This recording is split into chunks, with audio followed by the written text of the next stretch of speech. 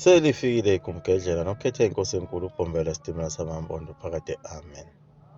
Impela kubuhlungu. Yebo, wona amampondo namaXhosa alwa kakhulu nazo lezi zizwe ezimhlophe ezazifikile izokholoniza izwe lase-Afrika.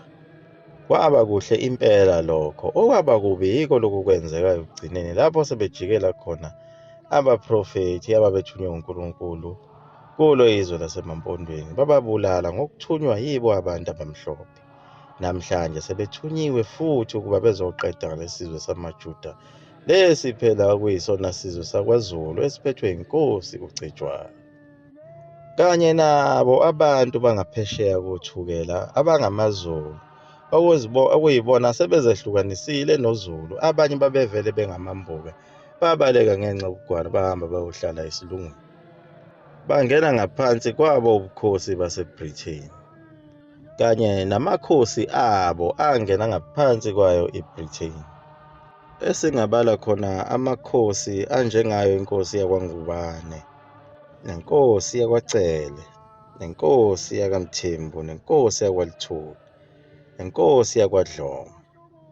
Okuyiwona lamakhosi ayesethumele ngisho amabutho kuwo amaNgisi ukuba alekelele kuze kushaye lesi sizwe sakwaZulu, okuyisona sizwe sikaNkulunkulu esikhethiweyo esingamaJuda.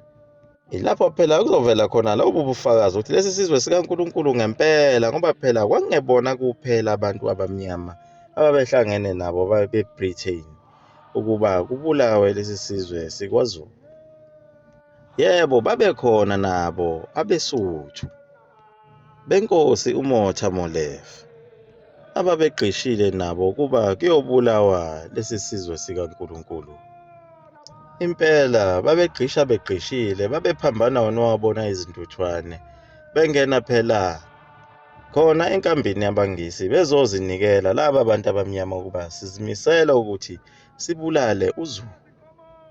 AmaNgisi akujabulela kakhulu lokhu, hhayi zikhipha izikhali zawo nezibhamu ezikhiphile ezinika lamabutho azinikelayo ukuba kuyobulawa uZulu.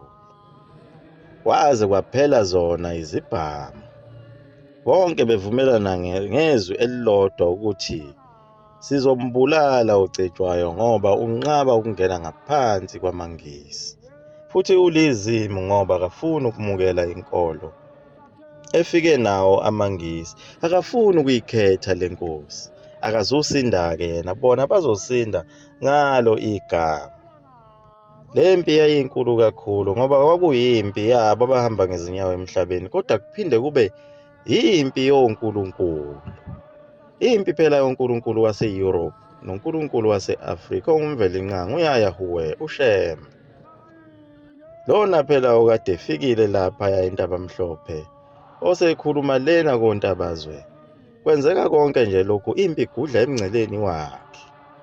Njengoba sichazile ukuthi intabazwe phela ise-Free State kodwa isemngceleni nje kancane wayo iKwaZulu Natal.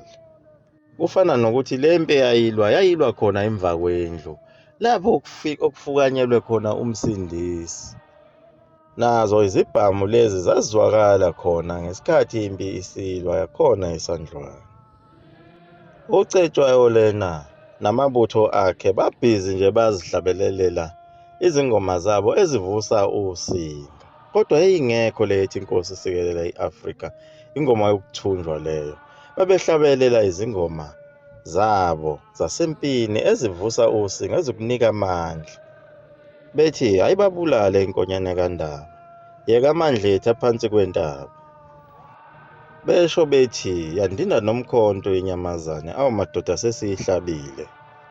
Hhayi indaba yokuthi akuphakanyiswe uphondo lwayo iyokusiza ngaphi yonke leyo nsumansumane. Yebo, ziningi izizwe ezazigqishile zigqishe nawo amaNgisi phela, izizwe zabantu abamnyama, abeSuthu, amampondo, amaZulu angaphesheya kothukela.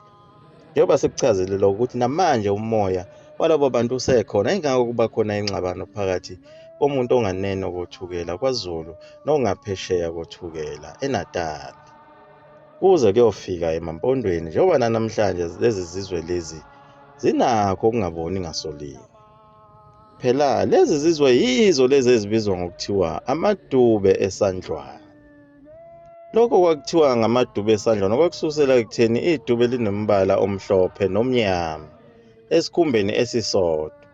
Manje nakhona lapho kwakuhlangene khona abantu abamnyama nabamhlophe.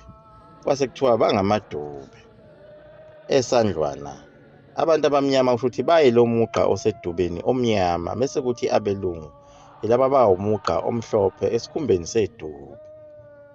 Phela lo Zulu lona osungamadube esandlwana uZulu omunye oyingxenye eyayibaleke ngalesa sikhathi sempi yasendonda kusuka lona phela wathatha uhlangothi lukaMbuyazi njengoba sikhulumile ngaleyo ndaba lapho kutholakala khona elinye iqhawe lakamnyandu eligcine libalekile labalekela khona eThekwini. Ekubalekeni kwalo alibalekanga lodwa njengoba lagcine lakhe umuzi walo lapha kwaMnyandu eMlazi. Umuzi wawo wawulapho kanye namanye amagwala nje azibalekela esaba izimpi zakwaZulu awela uthukela ancamela ukuzibandakanya namaNgisi asengena esontweni. Kwase kuthiwa-ke asengamazemtiti. Lonke leli qembu lalingasayifuni leya mpilo yakwaZulu, lifuna nje ukuzodestroya libulale konke kwaZulu. Ngoba phela uZulu wayesalokhu egoloze njalo ukuthi athathe noma amukele lenkolo lena kanye nezimishini.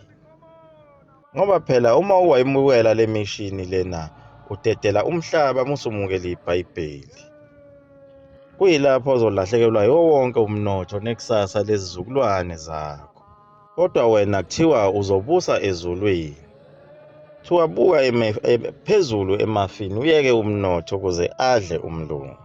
Uhlabelele uthi nanti yana ngilibona ngamehlo nenhliziyo ikhaya lami. Kwenzeka konke lokhu nje nocetshwayo akayinakile le ndaba ukuthi imikhumbi yaphuma iyangena echwebeni laseThekwini. Idiliza amabutho aqhamuka kwamanye amazwe awumbimbi kanye nayo iBritain. Phela lento ekuthiwa yiNATO ekuyiyona yethusa abantu emhlabeni jikelele namhlanje kade yabakhona. Yize ngalesi sikhathi yayingabizwa ngeNATO kodwa kwakusayiwo lamazwe lawa ayehlangene lapha ukubulala iAfrika. Ake siwabale: iNew Zealand, iFrance, iCanada, iAmerica, iAustralia, iGermany, ne-India, iNetherlands, neNew Zealand. Bese kuthi iChina yona yayize ngokuba izosuplya ugunpowder, yayithole ithenda enkulu kakhulu. Yayiletha ngayo imphongolo ngemphongolo. Iwe wonke lamazwe ayezilokhu ezodilizwa yiyo imikhumbi kuba kuzoshawa le ndoda ekuthiwa ngucetshwayo egolozayo. uFrederick Chelmsford wayejabula kakhulu ehleka uSulu njengoba kuyena wayephethe wonke lamabutho nayo yonke lempi umkhuzo omkhulu, ebona ukuthi uyowina ngamalengiso ngoba ibutho lakhe laselilikhulu kakhulu futhi lihlomela izingovolo ngezinkemba nezibhamu nombayimbayi. Nabo laba bakwaZulu ababephethe imikhondo namahawu, abanye babo bephethe nezibhamu. Wayengeke anqamule nakancane uZulu kulempi. Amabhunu wona ayehlelile kude ebukela ukuthi soke sibone zibulalana izinkunzi. Ayengangene kulempi kodwa ikhona imithonsenyana eyayilalela inyonyoba iyozinikela kuwamaNgisi ukuba kushawe uZulu. Phela ikhona leyo ngxenye yamabhunu eyayingabhodlanga eyayisasele naleya nzondo yokuthi yashawa kule yampi yaseNcome, yize noma yagcina ilungisiwe leyo nto, kodwa amanye amabhunu ayengayimukeli leyo nto. Kodwa futhi nawo amabhunu ayizitha zawo amaNgisi ayengafuni ukuthi ebewalekelele amaNgisi, ngoba base bebonile ukuthi amaNgisi ayingozi kakhulu, anomhawu, afuna ukudla yonke into.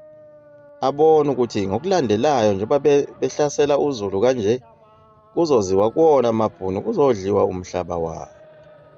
Kazi iyozala nkomoni kuNkulunkulu wasentshonalanga wabelungu noNkulunkulu wase-Afrika ongumvelinqangi. liyaguqa lapha egumgedlela phakathi. Amen.